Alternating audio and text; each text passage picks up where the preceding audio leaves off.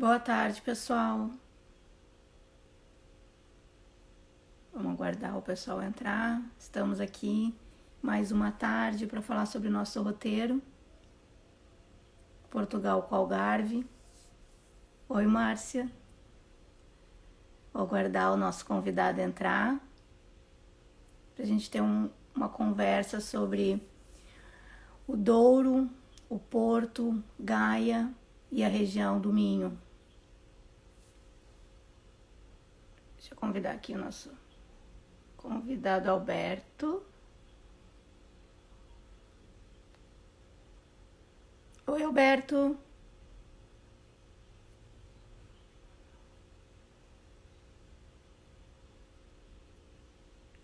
Vou tentar aqui convidar ele.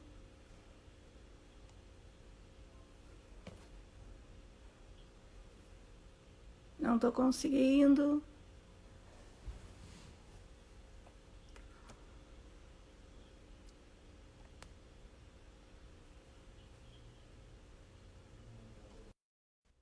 Pronto. Vamos aguardar um bocadinho, o pessoal entrar, o Alberto entrar. Oi, Fernanda. Oi, Alberto. Boa tarde. Você como é que vai? Tudo bem? Tudo bem? Boa tarde para vocês também aí. Também, também. Estamos primavera, então, bom tempo. Aqui também, aqui hoje está um dia bem bonito. Que legal. Vamos E aí, aguardar um vamos a bocadinho o isso? pessoal entrar. Eu vou me Aham. apresentar e depois eu vou te dar a palavra. Para quem não me conhece, eu sou a Fernanda. Eu represento a Tripnet Viagens e os grupos. O nosso grupo predileto é o Portugal com Algarve. E o Alberto é o nosso guia. Ele é o nosso pé de apoio em Portugal, acompanha o grupo junto comigo. E nessas lives a gente está divulgando mais o nosso roteiro para ano que vem. Oi, dona Ernestina, estou vendo que tem algumas senhoras do nosso grupo entrando. É sempre bom essas tardes de sábado a gente aprender, né, com todas as histórias que o Roberto tem para nos contar e, e ver um pouquinho do quão vasto culturalmente é o nosso roteiro. Não é só um turismo, né? É uma experiência, uma aula de história. Então, vou passar a palavra para o meu amigo Alberto. Alberto, te apresenta. Ora, muito boa tarde a todo mundo. É um prazer, uma honra estar com vocês mais uma vez. Aqui um agradecimento especial à Fernanda e ao pessoal da TripNet, Ezequiel. Enfim, que tem esse roteiro conosco e hoje vamos desenvolver mais um desses capítulos, né? Então, como a Fernanda disse, meu nome é Alberto Costa, sou diretor-geral da Glamour, que é uma operadora que tem sede aqui em Portugal e operamos em Espanha, França, Alemanha, Áustria, e fazemos os circuitos do leste europeu também.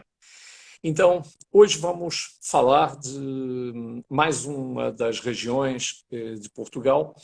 Se vocês se recordam, nós estávamos, quando começamos o roteiro, estávamos em Lisboa, fomos à Ilha da Madeira, perdão, fomos a Sintra, desceu, fomos a Sintra, descemos para o Algarve, viemos para o Alentejo, passamos na Zona Centro, em Fátima, Óbidos e Coimbra, e chegamos ao Porto, né?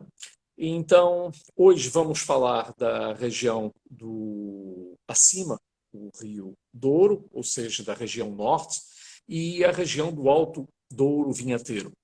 Vamos explicar, digamos, por que é que essa região é tão importante, recapitulando, para quem se recorda da minha explicação, que Portugal continental é um retângulo, mais ou menos do tamanho de Sergipe, é um retângulo na vertical, e nós estamos então subindo da base até ao topo do retângulo, né?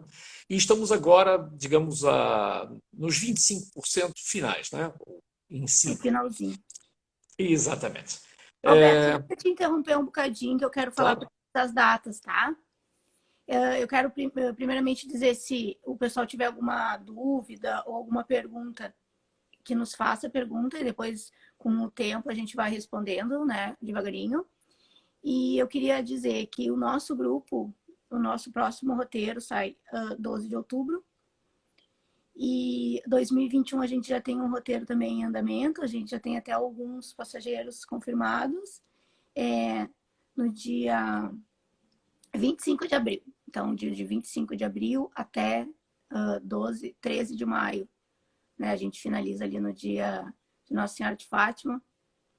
E a gente espera que vocês nos façam perguntas, nos solicitem o roteiro. Ali pode nos chamar inbox se tiver interesse. E aí no finalzinho a gente informa nossos contatos, e-mail, WhatsApp. Se tiverem interesse, podem nos chamar ali, tá? E brigadão, Alberto, pode continuar falando, desculpa te Imagina. Só complementando, vocês têm aí esse aviãozinho no Instagram embaixo. Se vocês entenderem, convidar alguém ou enviar essa live para alguma pessoa que vocês gostassem de convidar também, ou que achassem interessante essa nossa conversa, façam um favor e aproveitem, porque são todos bem-vindos, né? Então, eu estava dizendo que tínhamos chegado ao Porto e à parte norte de Portugal. Toda esta região, à medida que nós vamos subindo no país, de sul para norte,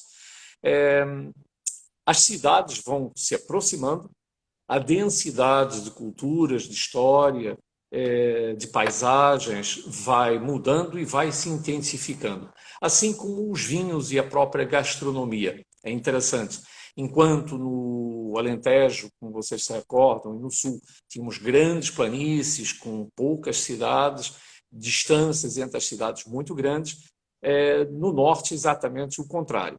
E existem razões históricas para isso, né? Portugal foi conquistado do norte para o sul.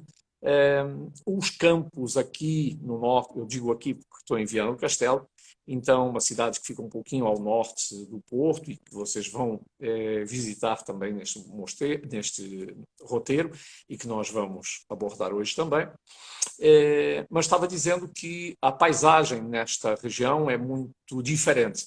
É uma região muito montanhosa, muito verde, verdejante e água abundante, e que deu, inclusive, nome a um vinho, um tipo de vinho, que vocês já devem ter ouvido falar, chamado vinho verde, né? E não porque as uvas sejam colhidas verdes, obviamente, uvas verdes não fariam vinho, mas porque é de uma região muito peculiar, que é exatamente esta, né? Então, uma região onde nós temos um parque natural da Peneda Gerês, é um parque binacional, o que quer dizer que a fronteira está no meio, uma região muito rica de tradições, de lendas, de mistérios. Ao longo do caminho, nós contamos muitas delas. Algumas, falando em caminho, estão diretamente relacionadas com os caminhos de Santiago. Um dia abordaremos esse assunto especificamente, mas que passam por aqui, né? Tanto o caminho do interior quanto o caminho da costa. E é uma região muito anterior a Portugal. Então, quando eu digo muito anterior, mesmo antes dos celtas, esta região já era habitada, depois vieram os celtas, muito mais tarde, depois os romanos, os visigodos, os cristãos, que eram visigodos, depois vieram os árabes, no ano 711. Depois houve uma reconquista cristã, que começou nas Astúrias. Então esta sempre foi uma terra de muito medo, pouco habitada na costa. O litoral era muito perigoso, até o século XVII, XVI, era muito perigoso você habitar, morar na costa. Hoje damos preferência, eu mesmo moro aqui praticamente na beira-mar, mas na época era muito perigoso exatamente pelos ataques, primeiro dos vikings, depois de vários povos bárbaros, que chegavam aqui na época do verão, né? E vinham obviamente, saquear o vinho, as searas e até as pessoas, então, entravam pelos rios. Bom, então isto é uma região muito agitada, sempre foi muito conquistada, reconquistada, e deu origem a uma cultura interessante, porque o povo que habita esta região é um povo com uma personalidade diferente. Nem melhor nem pior, é diferente. É um povo muito mais. Estou falando em relação aos do Sul, né? É um povo mais acolhedor, mais franco, mais direto.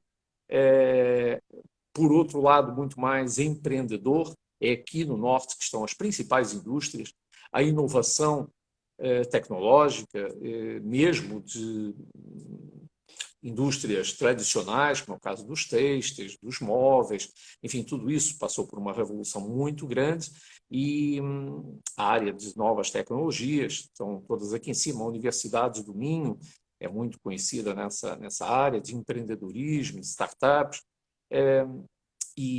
portanto, o povo do Norte sempre foi muito mais, às vezes por necessidade, mas muito mais empreendedor do que o restante do país, porque estava, obviamente, mais longe dos centros de poder, como vocês imaginam, estava em Lisboa, né?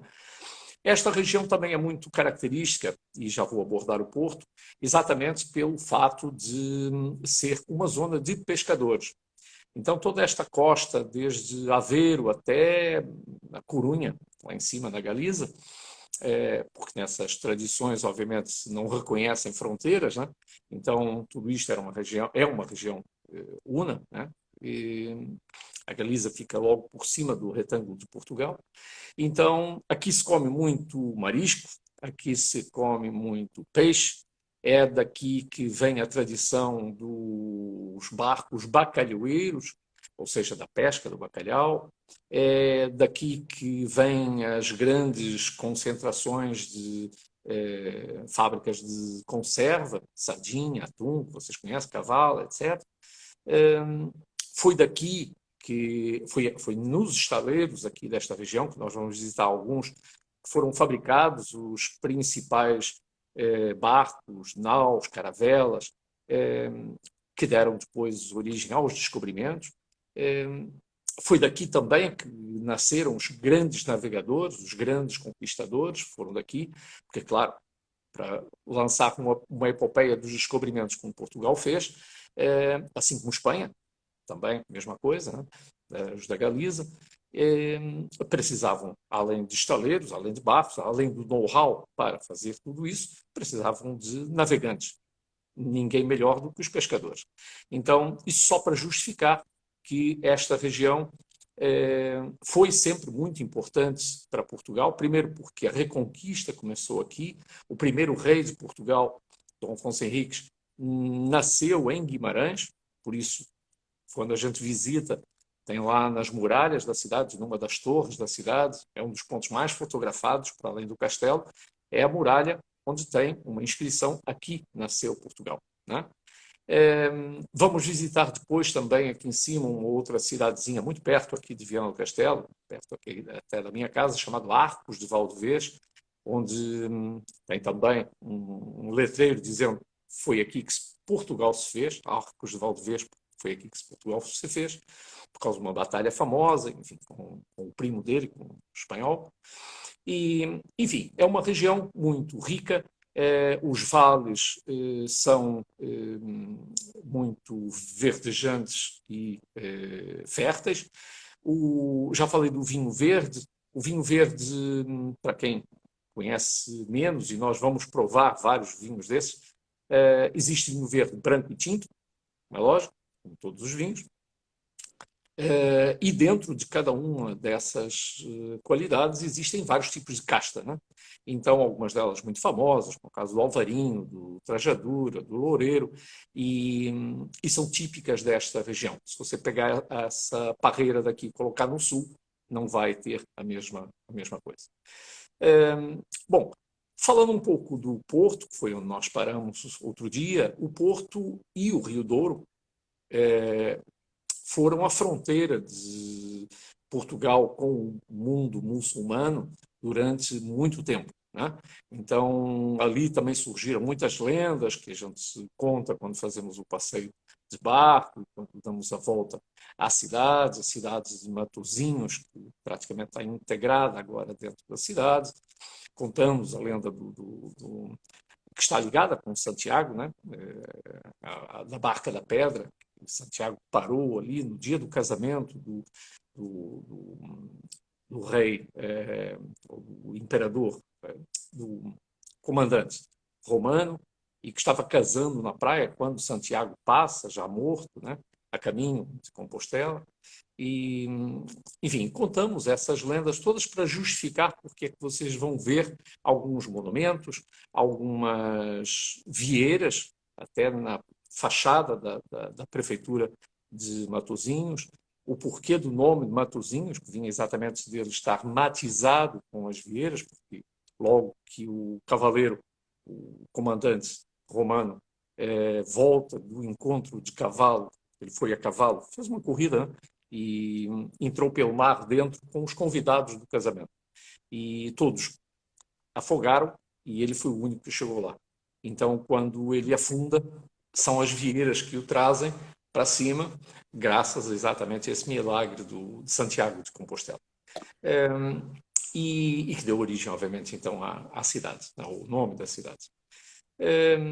Vamos visitar algumas dessas localidades que estão ligadas, como eu disse, às tradições marítimas, à vocação de navegantes de todos esses povos que habitavam e que habitam ainda aqui, os grandes estaleiros. O estaleiro de Viana do Castelo, por exemplo, é famoso por isso, e o know-how dessas pessoas também.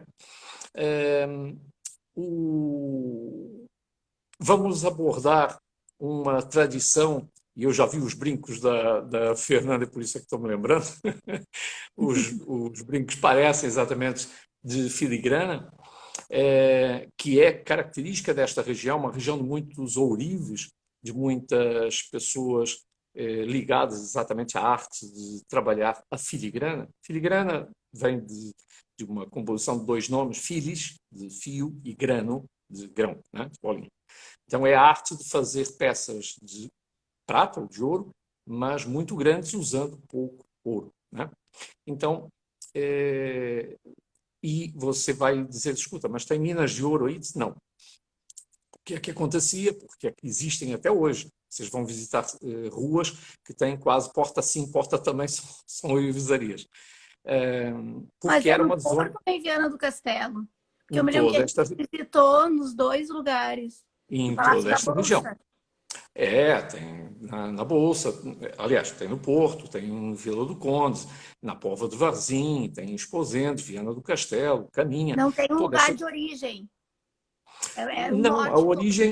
a origem é exatamente dos navegantes, porque quando eles chegavam com o fruto do seu trabalho, ficavam meses fora, né, pescando, quando chegavam, comercializavam os seus peixes, que normalmente estavam salgados, o bacalhau é apenas um deles, né? E pegavam esse dinheiro e descansavam naturalmente mais algum tempo e entregavam às mulheres. As mulheres, para poder poupar isso, não havia bancos nessa época, muito menos aqui, o que é que elas faziam? Iam aos ourives e compravam ouro, normalmente em anéis, em elos de corrente. Né? E depois, quando precisavam comprar um barco novo, comprar um terreno, comprar um animal, também vendiam parte disso. Ora, com essa quantidade de ouro que os ourives acumulavam ao longo desse tempo, começavam também, como é lógico, atendendo à necessidade que as mulheres também tinham, obviamente, de comprar joias. Né? E por isso começaram se concentrando aqui no norte ourives, não é só, obviamente, junto à costa, mas a ideia foi exatamente se aproveitar essa tradição, né? Sem haver, digamos, minas de ouro aqui. Né? Bom, vamos então em Viana do Castelo, vamos visitar uma cidade lindíssima que tem essa marca dos navegantes. Vamos visitar, inclusive, até um navio hospital que servia de hospital a uma frota de bacalhoeiros enorme, que ia para o Mar do Norte e ficava meses, né? E precisavam de um barco onde houvesse assistência médica. E esse barco hoje em dia já não tem essa função, serve de museu, e é o barco Giliano, está ancorado em Viana do Castelo, e vamos visitar também. Vamos subir a uma colina, que é a colina de Santa Luzia, para vocês terem uma das vistas mais bonitas que Portugal tem. Demais. Demais mesmo. Porque essa cidadezinha, não é pelo fato de eu morar aqui, é porque é bonita mesmo, ela tem três coisas que é muito difícil se encontrar na mesma cidade. É rio, é a foz do Rio Lima, a montanha e o mar, né? Então, esses três fatores fazem com que a cidade, obviamente, tenha uma paisagem fantástica, uma história também bonita. Vamos visitar a parte histórica, o Museu do Traje, E o essa Museu do Ouro. basílica ela é uma réplica da Sacré-Cœur de Paris, né? Exatamente, embora um modelo um pouquinho menor, mas quem Ufa. conhece a Sacré-Cœur em Paris, é exatamente nesse estilo, e ela é muito bonita. As pinturas são feitas diretamente em cima do granito. Bom, o enquadramento é fantástico mesmo. Vamos depois subir o Rio Lima até uma cidadezinha chamada Ponte de Lima. Ponte essa, que é uma ponte romana e depois medieval, que deu origem a um dos caminhos de Santiago. Primeiro passava nas montanhas do Gerês, e é um caminho muito difícil. Então, o segundo caminho passou exatamente a usufruir dessas pontes que havia, eram poucas na época, né? Ainda do tempo dos romanos, né? E, aliás, nós estávamos no tempo dos romanos, quando Santiago veio aqui, como é óbvio, né? Estamos no ano 44, né? Então, por isso é que os caminhos passam por Barcelos e por Ponte Lima. E nós vamos visitar Barcelos também, vamos contar aí a lenda do Galo de Galo. Barcelos, que tem tudo a ver com os caminhos de Santiago. Vamos visitar Ponte de Lima. Ali vocês vão ver algumas coisas interessantes, além da muralha, da parte histórica, da cadeia dos homens e a cadeia das mulheres. A cadeia dos homens, obviamente, bem maior, mas a cadeia das mulheres, hoje em dia, tem outra função. A das mulheres, inclusive, é onde se comem uns sanduíches originais fantásticos, muito bom mesmo, é muito interessante de visitar. Vão ver uma tropa de soldados romanos tentando atravessar o rio de sul para norte, e o chefe político do outro lado, em cima de um cavalo branco, assim com o dedo levantado, chamando os seus soldados. E isso tem exatamente a ver com o nome da cidade, Ponte de Lima, porque Lima é o nome do rio, e Lima que advém da palavra leche, que é esquecimento, né? E depois contamos a lenda também, que tem a ver com uma lenda antiga que os romanos copiaram dos gregos, e que falava do rio do esquecimento, o rio que você tinha que atravessar quando morria, pagando uma moeda. Por isso é que os mortos levavam uma moeda debaixo da língua para pagar ao Caronte, que era o indivíduo que atravessava os mortos para o outro lado, e você tinha depois que se banhar nessas águas do rio Letes, o rio do esquecimento, para esquecer a sua vivência, a sua vida anterior, antes de poder reencarnar num novo corpo zerado, né? 0 quilômetros. E o povo aqui sabia dessa lenda, aliás, a mitologia chegava em todas as partes da Europa, e quando os romanos chegaram, a população, para evitar que eles passassem, disseram aos soldados que esse era o rio Letes, o que quer dizer que se eles tocassem na água, esqueceriam a sua família, a sua casa, a sua vida, e jamais conseguiriam voltar para trás. Claro, isso fez com que os soldados parassem. O comandante da tropa, que não era besta nem nada, percebeu que isso era história, e vai atravessar o rio, por isso é que a estátua está do outro lado, e começa chamando cada um dos soldados dele pelo nome, para perceberem, obviamente, que não passava, obviamente, um estratagema para atrasar, digamos, a conquista.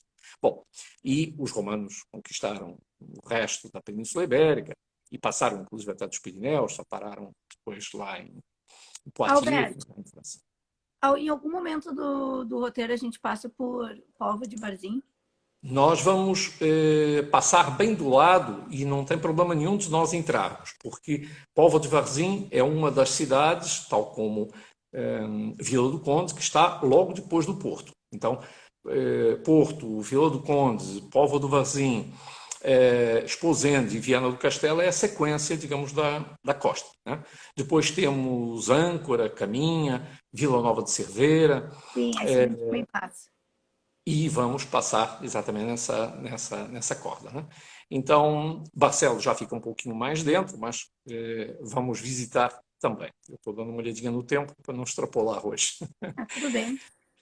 Então, isso para dizer que vamos visitar uma região muito rica, onde rica mesmo em termos económicos, né? Vamos visitar uma região muito rica também em gastronomia, exatamente porque aqui não só todos os povos, aliás, isso é genérico em Portugal, mas nota-se mais no norte, todos os povos que, por motivos de guerra ou por motivos de expulsão étnica, ou, enfim, qualquer motivo, no centro e norte da Europa eram expulsos, eles vinham andando, até chegar àquilo que eles consideravam na época o fim do mundo. Daqui para a frente era só o mar, né? Então, e traziam as suas tradições, as suas lendas, já contei agora uma delas, e traziam também a sua gastronomia, né? Assim aconteceu com os judeus, assim aconteceu com os árabes, assim aconteceu com tantos povos que deixaram aqui quase como uma amálgama, uma justa posição, um bolo de camadas culturais e históricas também, gastronômicas. E, para vocês terem uma ideia, os romanos foi o povo que trouxe as primeiras parreiras para Portugal, não só para o norte, mas trouxeram para Portugal. Era uma das coisas que eles vinham aqui buscar. A outra eram cavalos, a raça lusitana de cavalos é conhecida até hoje, um cavalo muito médio, bastante potente e muito inteligente, muito fácil de adestrar, não é isso? Para as tropas romanas era tudo bom. Vinham buscar conservas, vamos depois ver algumas delas, os locais onde eles escolhiam o sal e esmagavam o peixe. Não era bem uma conserva como nós comemos hoje, mas era uma coisa muito parecida. Eles socavam o peixe com sal, metiam dentro daquelas ânforas e selavam, né? E as donas de casa, no interior da Europa, obviamente não havia sal, usavam pitadas desse sal para temperar, ou essa mistura, né? Essa conserva, para temperar a comida. Isso era o caviar deles da época, né? Então, nós vamos ver, até bem antes dos romanos, vamos visitar alguns castros celtas, temos inúmeros por aqui, inúmeros, e que ficam no alto de colinas que se viam umas às outras, e eles guardavam, obviamente, os rios, as entradas, ficavam se comunicando, sobretudo no final do verão, quando sabiam que iam ser atacados, né? E então, esses castros celtas, castro porque existem as citâneas e os castros, são tudo celtas, localizações celtas, mas os castros diferenciam-se porque têm uma muralha de defesa à volta. Por isso é que você, sempre que se refere hoje em dia, ainda na língua portuguesa, a uma cerimônia castrense do exército, né, é uma cerimônia de defesa, ou de uma força armada de defesa, exatamente ainda por reminiscências dessa palavra castro. E nós vamos ver, alguns de vocês vão ficar maravilhados com a simplicidade, por um lado, dessas casas todas feitas em pedra, redondas, em que a cozinha era no interior, né? Eles coziam, ou seja, não havia uma divisão específica para a cozinha, né? Era uma única divisão. E vão ver que a disposição das outras casas da família eram em círculos concêntricos, e tem algumas aqui muito bem conservadas, com a história, em locais hoje em dia fantásticos, que você tem as mesas para fazer piquenique. Então, vamos visitar algumas dessas. Ou seja, nós vamos misturar um pouquinho de história, de cultura, de paisagem, de gastronomia, de vinhos, e vamos dar isso, obviamente, em doses homeopáticas, não como eu estou fazendo agora, senão vocês esquecem, mas acho que vai ficar interessante, porque, obviamente, vamos passar nos pontos turísticos convencionais, mas, como eu e a Fernanda já temos dito várias vezes a vocês, vamos muito mais além. Um roteiro com a glamour é sempre um roteiro calmo, com tempo, para vocês degustarem isso, degustarem uma paisagem, poderem sentar num castro celta, terem tempo para tirar fotografias, entrarem na Igreja da Misericórdia para verem a combinação de azulejos, as pinturas, enfim, terem tempo para saborear, para degustar, digamos, cada um dos locais e das paisagens. Mas vamos, lá está, fazer questão que vocês conheçam mais do que isso, ou seja, conheçam mais dos pontos turísticos convencionais, conheçam a razão pela qual eles existem ali, conheçam a personalidade de um povo, de cada um dos povos que a gente vai visitar, e vamos fechar agora subindo o Rio Douro. Nós vamos. O Rio Douro é um dos 4 rios importantes da Península Ibérica, talvez no norte o mais importante, porque é o único que cruza realmente a Península Ibérica na horizontal, praticamente. Ele começa muito para lá de Sória, ou seja, lá, ele tem 2.000 quilômetros de comprimento, portanto, você imagina, é um rio que só chega em Portugal, ali junto à Barca d'Alva, já em Trás-os-Montes, ou seja, para quem olha o retângulo, o Minho está do lado esquerdo, no canto superior esquerdo do A retângulo. gente chega para. Ele não está online na live, mas a gente tem um casal que vai agora em outubro, que a família dele é de Trás-os-Montes. Nós vamos a Trás-os-Montes. É onde a gente almoça naquele lugar, né? Isso, exatamente.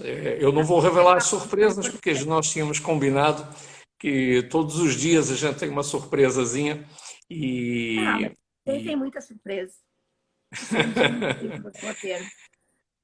Então, olhando o retângulo em pé, o Minho está do canto superior esquerdo e Trás-os-Montes está do canto superior direito, né? Que é uma região do interior, traz os montes exatamente como o nome diz, né? Vamos atravessar algumas cadeias de montanhas, vocês vão perceber porquê, mas nós vamos lá basicamente para mostrar a vocês uma região fantástica onde é produzido um dos vinhos mais famosos de Portugal, se não o vinho mais famoso de Portugal, que é o vinho do Porto, né? Vinho do Porto esse que tem esse nome porque ele era e é comercializado na cidade do Porto. Mas, curiosamente, a cidade do Porto não tem nenhuma plantação de vinho do Porto, não tem vinhedos e não tem nem as adegas, não tem nem as caves de vinho do Porto, né? Por quê? Se vocês olharem no mapa, o Porto está na margem direita do Rio Douro, ou seja, na foz do Rio Douro, e essa é a zona, como nós estamos no hemisfério norte, é a zona mais iluminada, é a zona mais ensolarada. E tudo aquilo que o vinho não quer, como é lógico, é apanhar sol ou calor enquanto está sendo estocado. Então, todas as grandes caves de vinho do Porto estão exatamente em frente, numa cidade chamada Vila Nova de Gaia, onde nós vamos, obviamente, visitar essas caves. Mas estava dizendo que estamos subindo o Rio Douro para vocês verem uma região fantástica, porque é uma região que vai mudar geologicamente, vamos começar subindo montanhas, vocês vão ver que o rio vai começar, as margens vão começar se aproximando, vamos passar por algumas eclusas, sabe o que são eclusas, né? Ou seja, nas barragens hidrelétricas, eles construíram depois ao lado, as barragens já existiam, eles depois fizeram um upgrade à parede da barragem para fazer ali 2 comportas. Uma se abre, o barco entra, ela fecha, a de cima começa abrindo, essa banheira enche, o barco chega em cima e depois vai embora. No processo para baixo faz o inverso. Então, o rio, obviamente, tem ali um caudal muito grande, porque existem vários lagos formados por essas cruzes, e o passeio por ali que nós vamos fazer é talvez o passeio mais bonito que eu conheço em Portugal. Tem passeios bonitos em locais, em cidades, sem dúvida, junto do mar, mas aquela tranquilidade, aquele espelho de água, sobretudo se a gente tiver a sorte de ter um dia de sol, Bonito. é assim uma coisa hors concurso, né? É verdade. E vocês vão ver que as montanhas são todas em xisto, xisto ou ardose é a mesma coisa, o xisto é um tipo de ardose, ou pissarra, como chamam os espanhóis, que é aquilo que vocês têm no quadro negro da escola, né? Aquela pedra que é em lascas, né? É isso que é xisto. E essa região é toda feita assim. E você diz, cara, como é que alguém vai cultivar uma região que é toda em pedra? Né? Mas, claro, geologicamente aquilo subiu, as pedras quebraram, e foi ali, exatamente pelo fato dessas pedras serem negras, que eles encontraram condições excelentes para o vinho do Porto, para o vinho, de uma maneira geral. O vinho do Porto é uma coisa muito mais recente, mas estou falando dos romanos, começaram explorando exatamente isso. E para isso, como as encostas são muito íngremes, eles tiveram que começar fazendo terraços, né? Ou terraças, que a gente chama aqui de socalcos, né? Ou valados, né? E zonas planas, né? E que dão todas, obviamente, para o Rio Douro, né? O que é impressionante é a inclinação dessas encostas, né, dessas margens, e você diz, cara, como é que o sujeito sequer vai para ali? Não estou nem conseguindo imaginar como é que ele, na base da picareta, quebrou aquela pedra toda, planificou aquilo. Hoje em dia já existem máquinas pequenas para fazer isso, mas são centenas e centenas e centenas de encostas, umas atrás das outras. Se você pegasse um helicóptero e subisse, você ia ver que atrás daquela montanha tem outro vale, outra montanha, e não tem fim. Né? Alberto, tu pode Sim, responder uma perguntinha. Como a gente faz esse passeio? Eu responderia que a gente faz esse passeio a pé, porque a gente vai parando nas ou seja, nós regiões. vamos do Porto para lá, nós vamos de ônibus. Claro que haveria a possibilidade, num roteiro diferente, de fazermos de barco e levaríamos um dia inteiro. Normalmente, quando subimos de barco, que é um passeio também interessante, um pouquinho cansativo, porque é um dia inteiro, você sai 8 horas, 7h30 do Porto e chega lá em cima, no Pinhão, 4h30 da tarde. Então, é bonito, mas é um pouquinho cansativo. Para quem mora em Portugal, ou que já veio, ou que tem um pouquinho mais de tempo, é um passeio interessante. O nosso ônibus vai pela margem e já nos espera lá em cima. Né? O café da manhã e o almoço é a bordo, então é um passeio interessante. Mas, claro, dentro do tempo que nós temos neste roteiro, optamos por ver as mesmas margens. É igual, porque a estrada vai exatamente margeando tudo isso. Sim, a gente costuma de ônibus. Exatamente, vamos de ônibus, claro, vamos parar várias vezes e vocês vão ter a oportunidade de tirar fotografia. Sim, Nós vamos visitar lá em cima uma das quintas de. Aqui não se chamam fazendas pelo tamanho, né? Mas as quintas, uma das quintas mais tradicionais, mais famosas do vinho do Porto. Vamos explicar o método de de. nada, Lia. Perdão? Não, né? Eu tô falando com a Lia. Ah, tá. A Lia é uma possível abril de 2021. Por isso que eu tava pedindo para te responder para ela.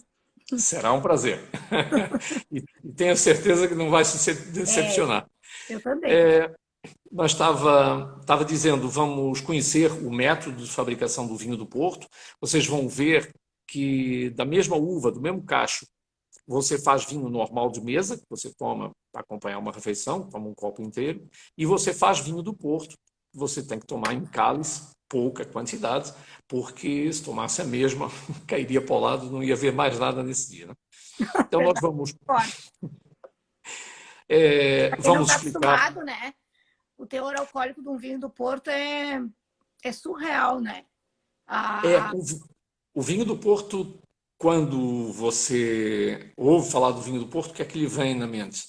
Um vinho, por um lado, muito doce e por outro lado, muito alcoólico. denso. Né? E também muito denso, né? Não Exatamente. espesso. Então, e isso vem ou advém da forma como ele é fabricado, como ele é produzido, né? Vocês sabem que quando se esmaga a uva, passado umas horas ela começa em fermentação, né? O vinho começa em fermentação, que na verdade é um processo químico de transformação das moléculas de álcool das moléculas de sacarose, de açúcar, de frutose, em álcool, né?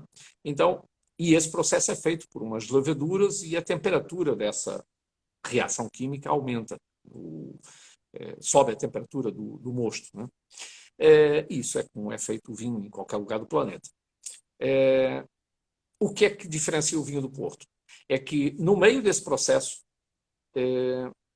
adicionam a aguardente vínica. A aguardente vínica, aqui não existe cachaça, porque cachaça é feita de cana-de-açúcar, a aguardente é feita do vinho, da destilação do vinho do ano normalmente anterior, e é uma destilação muito forte. A aguardente vínica chega a ter 70% a 72% de graduação alcoólica. Se vocês imaginarem que o bom whisky tem 40%, estamos falando quase do dobro. O que quer dizer que se você tomasse uma aguardente daquela, asfixiava um ser humano rapidamente.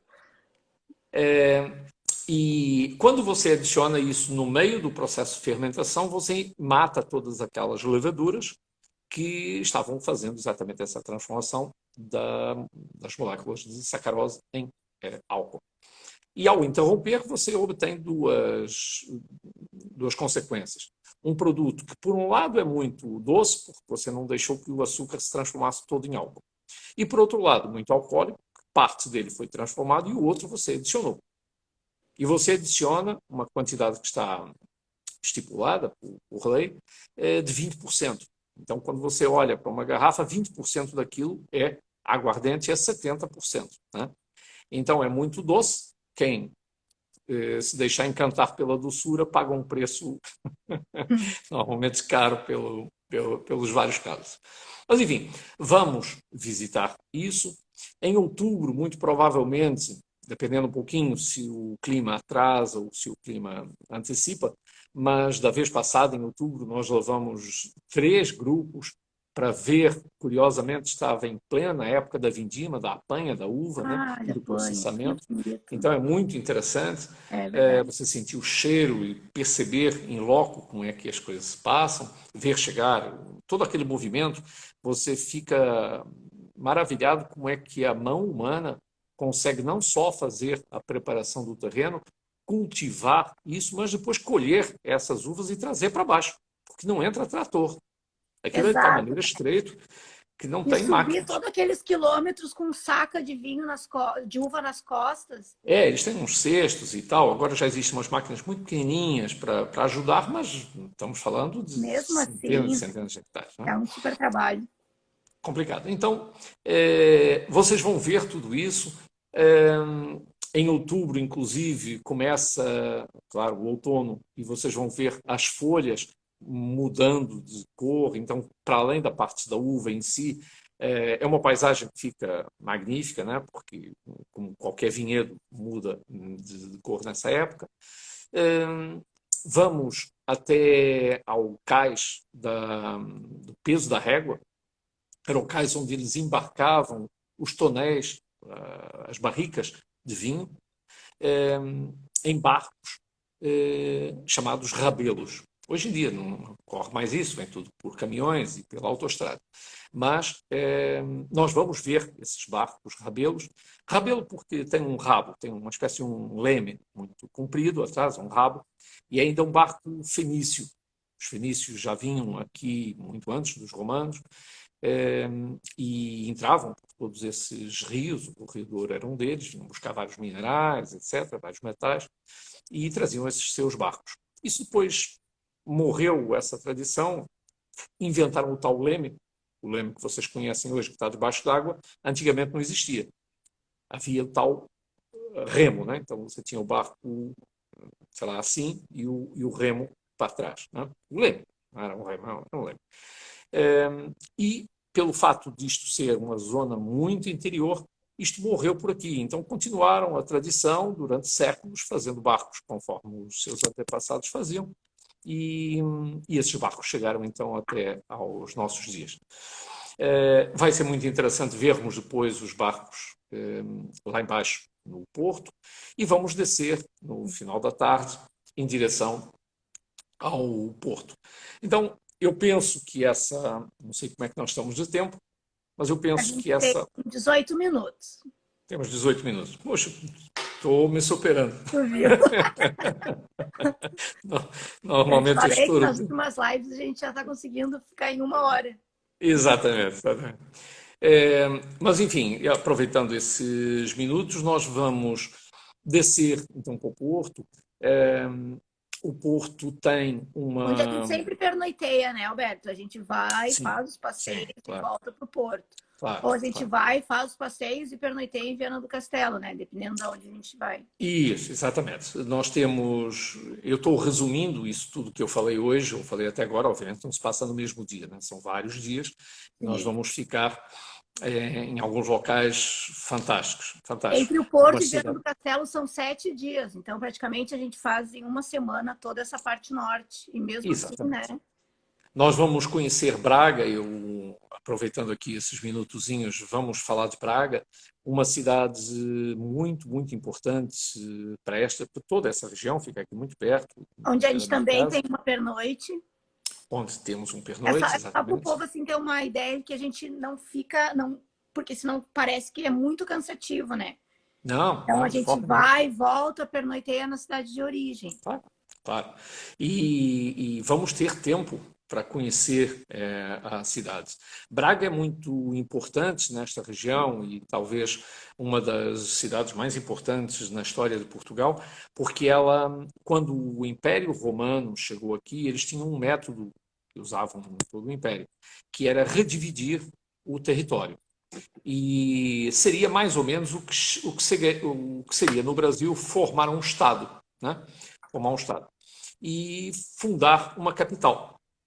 Então, você chega no Distrito Federal e funda Brasília, né? Eles chegaram nesta região, toda esta região, não havia Portugal nessa época, né? Portugal ainda faltavam 1.400 anos para nascer, né? Então, eles chegam aqui 123 anos antes de Cristo. Redividiram tudo isto e formaram o que seria um Estado, se isto fosse uma federação, chamavam de província, da Galécia. Não confundamos com Galiza. Galiza é apenas uma parte, que hoje pertence à Espanha, mas é uma parte daquilo que era a enorme Galécia, que ia até o Rio Tejo. E até o norte de Espanha, pegava toda esta região. E a capital era Braga, que eles fundaram como Brácara Augusta.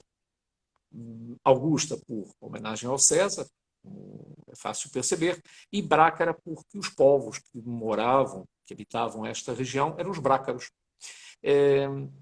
E eles tinham uma tradição no Império todo, que era depois de trazer seu projeto arquitetônico, era quase trazer a planta, a maquete pronta, né, com o Senado, com a Casa dos Soldados, as muralhas, é o que eles chamavam de fórum. Né? A gente hoje chama de fórum só a parte do tribunal. Eles antigamente, todo esse projeto era o fórum. Né? Tinha, muito curioso, porque nós temos alguns assentamentos romanos, até aqui muito perto de Ponte Lima, em que você vê, inclusive, eles tinham a preocupação de fazer até a casa das prostitutas, ficava fora da muralha, mas os caras vinham com o projeto completo. E eles eram muito bem-vindos, curiosamente. A gente fica com a ideia, às vezes, quando vê os filmes na televisão e tudo mais, Gladiador, essas coisas, fica com a ideia de que eram os sanguinários. Claro, eles vinham com táticas romanas que ainda hoje são estudadas, né? Táticas militares que ainda hoje são estudadas. Mas vinham trazer civilização pronta para uma região de bárbaros. O direito romano, para quem é da área, sabe que até hoje o nosso direito, em Portugal, no Brasil, na maior parte dos países, ainda é baseado no direito romano. Né? A cada um o que é seu. Né? Digamos, a única frase transversal. Né? E tinham civilização que não existia na época. Para terem uma ideia, eles traziam saneamento básico, eles traziam banheiros públicos, E os banheiros não eram apenas como nós utilizamos hoje, uma necessidade. Não, era um encontro social. As pessoas iam para os banheiros e ficavam conversando, sentadas lá, ficavam conversando. E por baixo passava água canalizada, água corrente, e que levavam os dejetos para fora das muralhas, né? E nós vamos ver, inclusive, isso, o Campo das Hortas. Nós vamos mostrar porque é que se chama Campo das Hortas.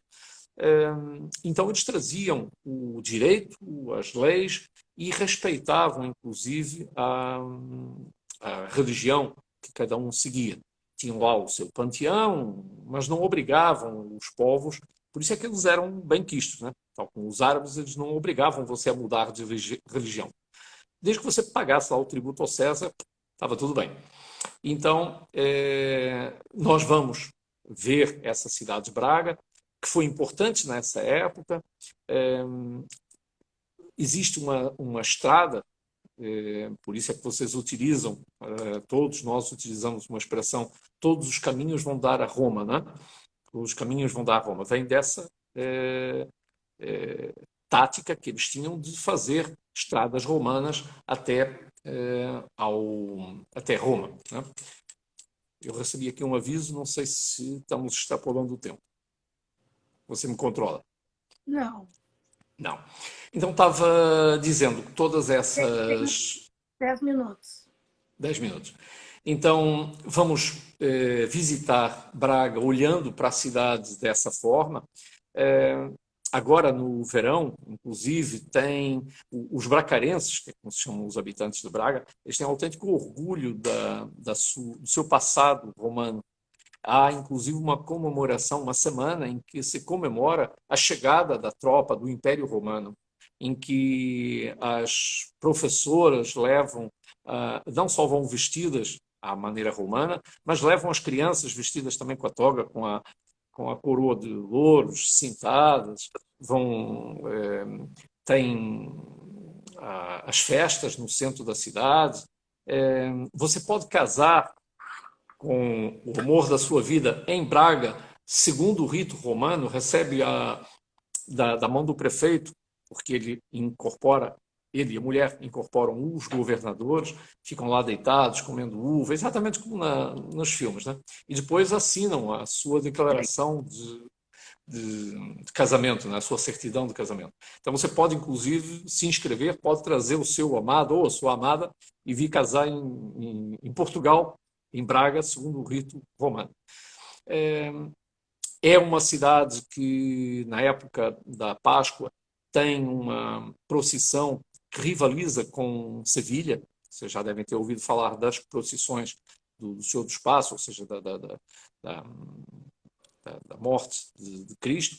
E Braga é conhecidíssima. Perdão. É um evento dos muitos que Braga tem, que se comemora, obviamente, na época da Páscoa. E vamos ver os jardins, que são lindíssimos. Aliás, aqui no norte, as cidades competem entre si pela honra de serem conhecidos. Qual o jardim exatamente, qual é o melhor, quais são os melhores jardins. Nós vamos ver alguns. É muito lindo, né? É muito bonito, muito bonito. Pontes de Lima também tem, inclusive Pontes de Lima tem mais do que isso, tem um festival internacional de jardins. O prefeito foi expropriando e comprando algumas dos terrenos à volta, nas margens do rio, e tem vários jardins, mas num deles, e que nós vamos visitar, num deles ele dá um pedaço de terreno a cada arquiteto paisagista para criar. E tem um tema central, do ano passado eram os descobrimentos. Então, era muito interessante, porque você via, inclusive, teve não me lembro quem era, mas brasileiro, não me lembro o nome do paisagista, então fez metade de uma caravela com areia, com bananeiras, tal como se estivéssemos em Porto Seguro. Foi muito interessante, porque o tema, obviamente, eram os descobrimentos.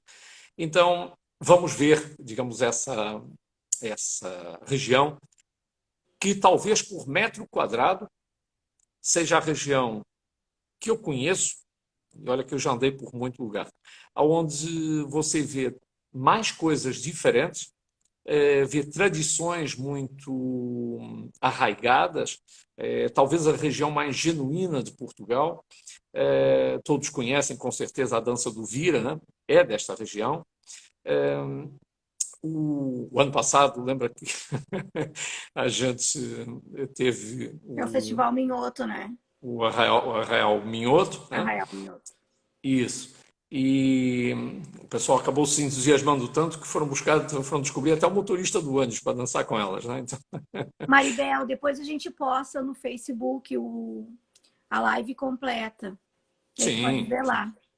Sim. Todo mundo que entrou agora, né, Alberto, que a gente está no finalzinho, pode ver no Facebook. Assim que chega para nós, a gente já posta lá. Aí no Até pelo Facebook seguinte, da Glamour ou no Facebook da Tripnet e no meu também, que tu é minha amiga, tu pode ver, que eu posto lá também. Mas Aí tu pode nada. deixar teu e-mail também, que a gente te manda o roteiro, né, Alberto? Isso, exatamente, exatamente. Mas nada substitui vocês verem em loco. Ao vivo. Não é nada. Não é nada. Porque além da magia, da mágica de você estar num local vivenciando isso, né? Olhando para Total coisas diferente. Na completamente verdade, diferentes. não existe aqui em Porto Alegre. Eu sempre fico olhando as operadoras para ver se a gente tem algum pacote assim parecido e não tem. Se eles quiserem assistir realmente, sentir tudo isso, tem que ser conosco, Alberto. Que coisa. E fica aqui também quase uma esperança, um rito, uma frase de impacto para vocês. Porque acho que a gente daqui a 10, 15, 20 anos, tenho a certeza que todos nós vamos nos arrepender daquilo que não fizemos. É A verdade. gente podemos não nos arrepender daquilo que a gente fez, mas certamente vamos nos arrepender daquilo que não fizemos. Por E tá preguiça, aí tudo que porque tá acontecendo. deixamos. Ó, a Simone pode dizer, né, Simone? Não é inesquecível essa viagem? Ah, Simone está embaixo. Beijinho. Simone... E a gente pode, Então, a gente tá vendo tudo isso que está acontecendo, que é para garantir mesmo, né? Que quanta coisa que a gente deixou de fazer e que agora a gente realmente não pode fazer e que a gente deveria ter feito. E só te e é um uma vez, pouquinho né, isso. Alberto? É um pouquinho isso. É a gente ter a certeza que podemos não nos arrepender daquilo que fizemos, mas certamente vamos nos arrepender daquilo que a gente deveria ter feito e não fez, ou porque adiou.